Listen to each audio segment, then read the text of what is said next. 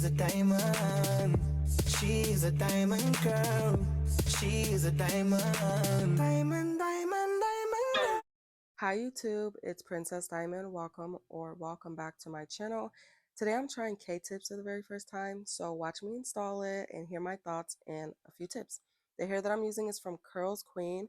These are their keratin tips, aka K-tips, which are semi-permanent individual hair extensions.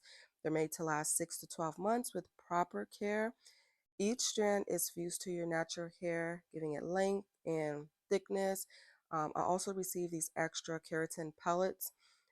Also, the heating tool, which is something that you'll need to bond the keratin tips to your natural hair. So starting out, I'm sectioning my leave out, so I have to figure out, okay, how am I going to wear this hair? I want to be able to pull it all up in one ponytail, so I section out the entire perimeter of my head. I also want to be able to do a half up, half down, so I section a strip going across the middle, and then I also want to be able to wear it down with the middle part. So I section a section in the front on the middle. This what I'm showing is one pack of the hair. So it comes with about 100, I want to say 100 pieces total. Um, and then in that one pack, it was split into two. So it's like 50-50. So 100 pieces total, but then I did get two packs. So I did use two packs or 200 grams of hair. I'm putting the hair up against my natural hair just to show how it matches. This is the light Yaki texture, and it's about 18 inches. I did straighten my hair prior to adding the K-tips, but not like silk press straight. Kind of did just a little quick 1-2, 1-2. So for it just being a little quick press, it did blend fairly well with my natural hair. You see the back section has already been installed. So now I'm kind of getting an idea of how it would look if I have like that back section left out when I do my half up, half down. And again, matching fairly well for it not being like bone straight, silk pressed out. So now into installing, I'm sectioning my hair in small rows. I am getting sections of my natural hair to match the individual K-tips as far as like the amount of the hair, because a big piece of the K-tip hanging onto a small section of your natural hair can cause too much tension. So you want to do equal size for both your natural hair and the K-tips. I'm using the tool to melt the keratin first, just a little. You don't have to do this first, but I just found it made it a little easier for me. So the keratin is the glue-like substance on the extension hair, and when it heats up, it becomes tacky, and then when it cools down, it hardens again. So I'm placing it on the section of my hair away from my scalp, and I'm moving my hair around up and down, back and forth, side to side. I'm making sure that when it's bonded in place and I move my hair around, there's going to be no tension. I'm not going to feel the extension on my scalp, and I'm not going to feel any tension. And once I know that it's in a good place, I'm going to take that hot tool again, and I'm going to melt that keratin bond with it. And then I'm going to use my finger and squeeze and roll it in place with my natural hair. That's it. Now it's in place, and as I'm moving it again, you see I am putting it to where it's not going to touch my hair, and it's not going to cause tension. I'm going to do this a couple times again. You can see right here, like I said, the keratin, once it heats up, it gets tacky, so it melts, but then it's going to harden again. And the only reason I did it prior to adding it to my natural hair was just to kind of like, how do I say, just to kind of like get the melting started, I guess. I don't know. Just it just made it faster for me, okay? I just prefer to do it that way. Again, you don't have to melt it first prior to adding it to your natural hair. You can add it to your natural hair and then melt it. I just thought it made it easier, especially since I'm doing it myself. I wanted to get it a little tacky first before adding it to my natural hair. The only thing that I will say that did not come with this kit that would have been helpful was a plastic heat protector. And what that does, it kind of like isolates the section of the hair that you're working with. So the strands of hair are not, getting caught. It'll also protect like your scalp from the heat, from the heating tool.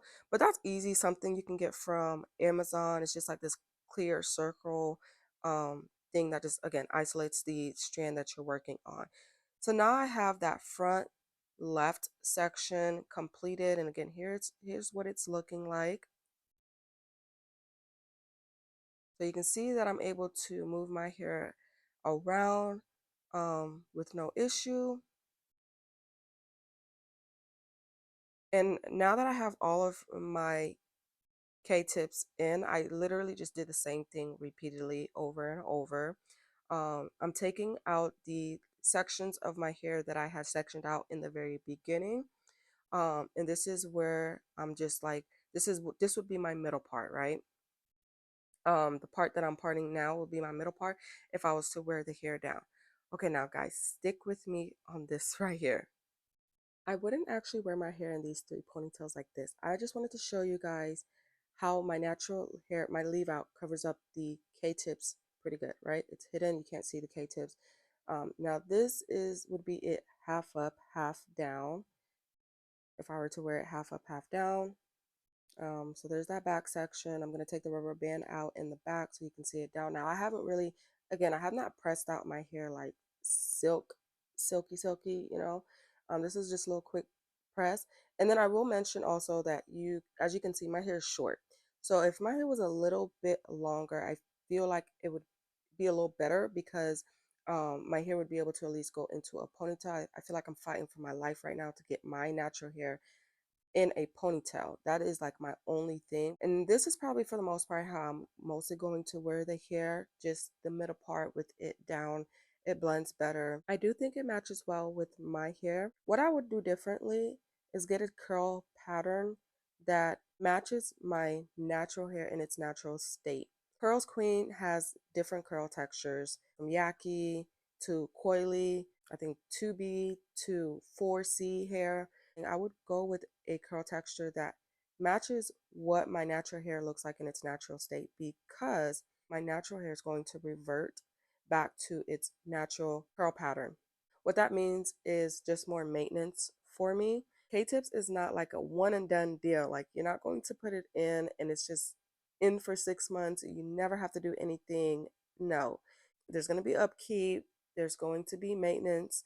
And so to make it easier, I would recommend going with a curl pattern that matches your natural hair in its natural state because you can always straighten it. You can always curl the hair with your hair, but when your natural hair reverts back, you want it to be able to match without having to manipulate your natural hair every day or so often. Please don't just melt your K-tips and pull them out because you're still going to have the keratin on your natural hair. Just like with anything else, if it's not done properly, it can still cause damage. So you do want to get a keratin removal spray. You can find them on Amazon, and spray that onto your hair to help to remove the keratin from your natural hair safely. I'm not a pro at this at all. As I said, this was my very first time. This is just what I learned. So these are the tips that I wanted to share and what I probably would have did a little differently. And hopefully that helps. But yeah, let me know. Drop some comments down. Let me know what you guys think. Have you tried keratin before and are you looking into trying it? If you are, the link to this hair, it will be down in the description. I'll talk to you guys in my next one. Be blessed, stay protected, stay filled with love and peace.